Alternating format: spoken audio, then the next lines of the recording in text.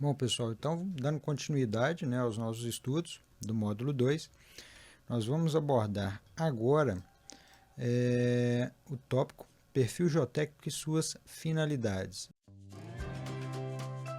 Se você não me conhece, eu sou o professor Vital, engenheiro civil. Estou aqui no canal sempre difundindo conteúdos, trazendo novidades relacionados às estruturas, obviamente, dicas, temas, teorias das estruturas de concreto, estruturas metálicas e todo o conceito relacionado. Caso você queira que eu traga algum conteúdo, alguma novidade, fique à vontade aqui em comentar.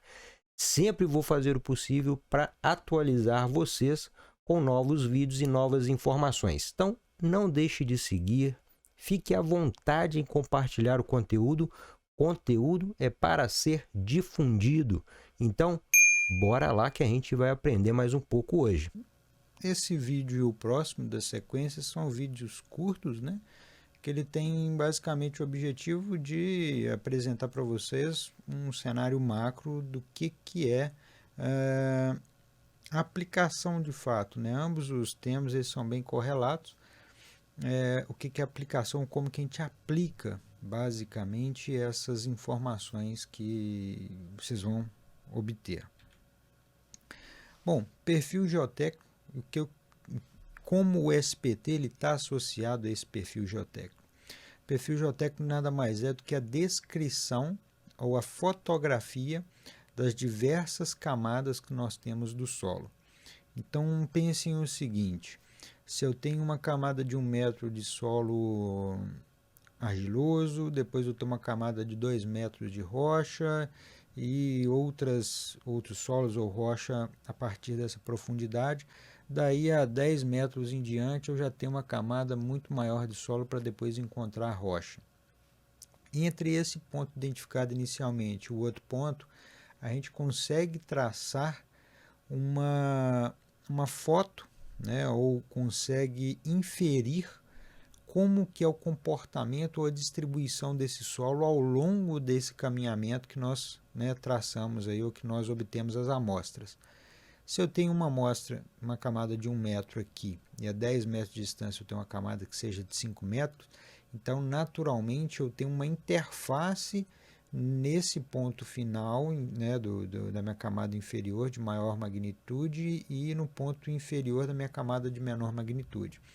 Então é isso que a gente vai tentar, ou na verdade é isso que a gente consegue traçar por meio dos resultados de uma sondagem, que seja SPT rotativa e que seja também a trado, né? Porque a gente consegue identificar diversas camadas. Então vocês podem notar aqui na tela uma distribuição de um perfil bem simplório, né? Pelo menos para vocês terem uma ideia. Então notem, ó, entre o ponto SPT1 e o ponto SPT2 nós temos uma distância x, e entre o ponto SPT2 até o ponto SP3 nós temos uma distância y. Percebam que por meio do relatório nós obtemos os números de golpes das camadas, mas também a gente obtém uma informação muito importante que são as características de cada solo. Que seja um aterro, que seja uma areia fina, que seja um silt. Então, na identificação de tátil visual em campo, o sondador ele sempre vai anotar se houve uma transição de camadas, se ele identificou uma variação de solo, e ele vai identificar a tipologia do solo naquele local, ou naquele solo que foi coletado por aquele amostrador X, naquele ponto, né? Um outro ponto importante, está aqui, ó, nível d'água. A gente consegue então estabelecer uma estimativa média do nível d'água. Então, que seja lá no SPT1, o nível d'água foi identificado a 2 metros abaixo da cota zero. Considerando a cota zero, nosso nível do terreno, bem aqui em cima. No terreno, no SPT2, que seja 1,8 metros, no SPT3, que seja 1,9 metros. Então, a gente tem uma estimativa que o meu nível d'água vai, né, estar aproximadamente em qualquer região do meu terreno nessa cota. Então, isso daqui não é um terreno em declive, né? Você vê que o nível d'água ele permanece na cota original, o nosso nível do terreno, que seriam as cotas de boca do furo, ela se mantém muito próxima, variação de 17 centímetros, 8 centímetros, 10 centímetros entre eles, pouca coisa. Então isso daqui já são informações importantíssimas para a gente. Outro ponto importante que a gente consegue obter aí por meio desse perfil geotécnico, ó, as transições de camada é aproximadamente como que as camadas se comportam nesse terreno de forma uniforme, de forma variável. Isso a nível de projeto, digamos assim, digamos que minha fundação rasa, ou na verdade eu estou objetivando a fundação rasa aqui na minha edificação.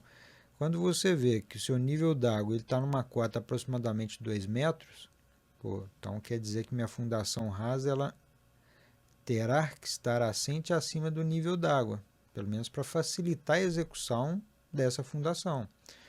A minha fundação profunda vai ser executada até uma cota cuja eu não vou conseguir chegar até o impenetrável, às vezes não há necessidade, mas eu consigo estipular uma cota de finalização da minha sondagem SPT. Percebam que basicamente, se essa região aqui, eu vou precisar que minha estaca esteja assente na areia fina, por exemplo, quer dizer que todas as minhas estacas terão aproximadamente a mesma dimensão, terão a mesma altura. Então, se ela tem mais ou menos a mesma altura, eu consigo correlacionar isso lá na minha planilha de quantidades. Planilha de quantidades é aquele resumo de obra que muitas vezes vai estar lá no nosso projeto. Então, diferentemente se eu tivesse um perfil no qual o meu solo ele tivesse dessa forma. Digamos que aqui seria o meu NA. Deixa eu pegar um outro, vamos até apagar aqui, eu vou pegar uma outra ferramenta para a gente poder fazer isso de uma forma mais fácil.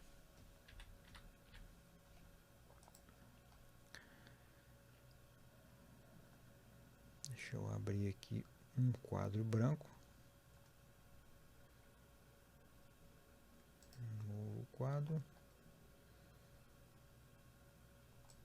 Beleza. Então, digamos que o meu perfil geotécnico, meu nível 0,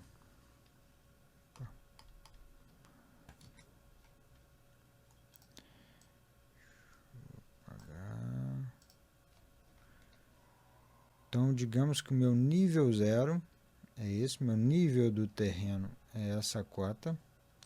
Agora, vamos imaginar que o solo ele tem diferentes profundidades ou diferentes interfaces entre as camadas.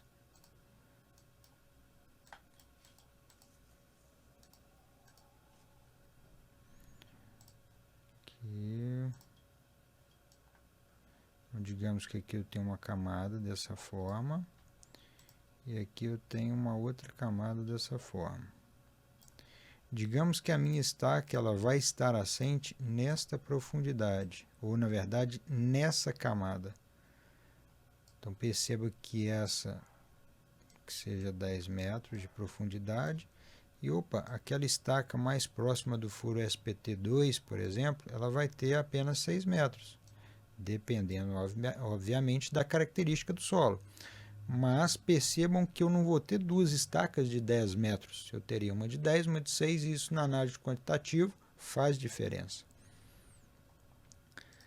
Bom, percebam aqui, nessa região, nesse outro desenho aqui do lado, aqui é um relatório típico de SPT, no qual a gente tem graficamente a representação dos números SPTs obtidos, os dois últimos, a soma dos dois últimos, basicamente, a característica do solo identificada, a gente tem também o nível d'água e a data no qual foi coletado a informação.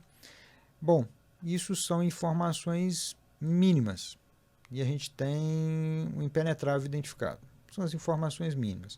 Existem outras informações que não estão aqui, Essa região aqui, esse resultado aqui, ele vai te dar o torque, que seria o ensaio SPTT.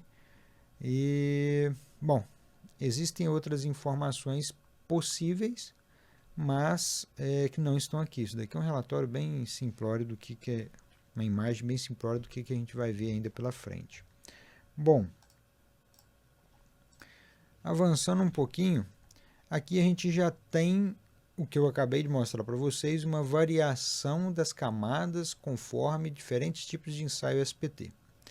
Então eu tenho o ensaio SP5, 6 e 7, aqui foi realizado o Cone Penetration Test, CPTU.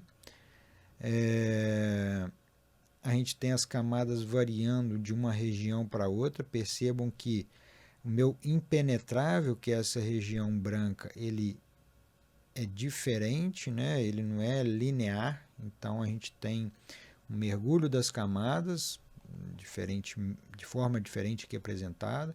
Então percebam que as informações desse cenário, desse perfil geotécnico, já transmitem informações precisas ou maiores informações para a gente do que simplesmente a gente analisar um relatório por meio seja uma planilha de Excel ou um relatório impresso. A gente pode pegar aquele relatório impresso e transformá-lo em um perfil geotécnico bem semelhante a esse. Hoje a gente tem softwares que fazem isso, né? Isso é importante também salientar, porque dependendo da quantidade de ensaios que serão realizados, você fazer isso manualmente muitas vezes é dificultoso. Então, o que esses softwares geralmente fazem? Eles traçam uma malha naquele mapa geotécnico que você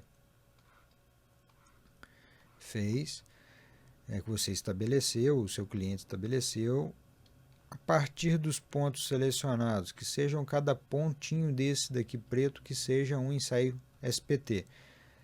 Percebam que nós temos diferentes possibilidades de perfis em diferentes direções. Eu posso ter um perfil traçado nessa direção, entre esse furo, vou colocar aqui 1, 2, 3, 4. Eu posso ter um outro perfil entre o furo 2 e 3, eu posso ter um outro perfil entre o furo 3 e 4, eu posso ter um perfil entre 1 e 4, ou entre 1 e 3, entre 2 e 4. Então, isso possibilita uma interpolação entre as informações, e essa interpolação correlacionada vai te trazer uma superfície geotécnica. Então, é um perfil, na verdade, é um mapa. A partir desse mapa geotécnico em 3D, você consegue cobrir uma maior área de análise. Então, isso geralmente é utilizado principalmente em serviços de terraplanagem, no qual as áreas são grandes, né? As extensões de ação muitas vezes são grandes, e você pode ter uma influência muito elevada dependendo da tipologia de terreno que você identificar naquelas regiões. Então, como exemplo, eu trouxe, esse é um dos sistemas utilizados, né? Então percebam que os relatórios ou as informações geotécnicas são cada um desses pontinhos aqui, ó. Então, cada um desses perfis, eles são catalogados e, na sequência, interpolados. Ao serem interpolados, percebam que a gente já tem as camadas de cada região sendo traçadas. Aqui a gente tem um corte aproximado, não é desse mesmo terreno, mas percebam que é um corte. A malha é estabelecida para essa região, e os diferentes ângulos de mergulho de cada solo, ou cada camada do solo ou rocha, dependendo. Então, isso é uma ferramenta muito importante no nosso dia a dia. Bom, pessoal, para esse ponto, basicamente, o que eu queria trazer para vocês é tentar abrir um pouco mais a cabeça de vocês em prol dessas informações, e também da importância do uso desse perfil geotécnico no nosso dia a dia. Se você vai trabalhar com edificações menores, muitas vezes você vai ter 2, 3 informações de pontos de sondagem, que manualmente isso torna-se factível. Quando você vai para obras de grande vulto, muitas vezes manualmente não é interessante, porém se você não tem o recurso do software, nada te impede de fazer algumas interpolações, traçar isso, que seja no Paint, que seja no PowerPoint, essas análises, diferentes cotas no AutoCAD, e a partir daí você ter uma noção macro do que te espera, até mesmo para você tomar alguma decisão acerca de contratação de equipes de terraplanagem, ou diferentes tipologias de fundações em diferentes regiões em função da tipologia do solo. Então isso tudo você tem que estar atento. Obrigado.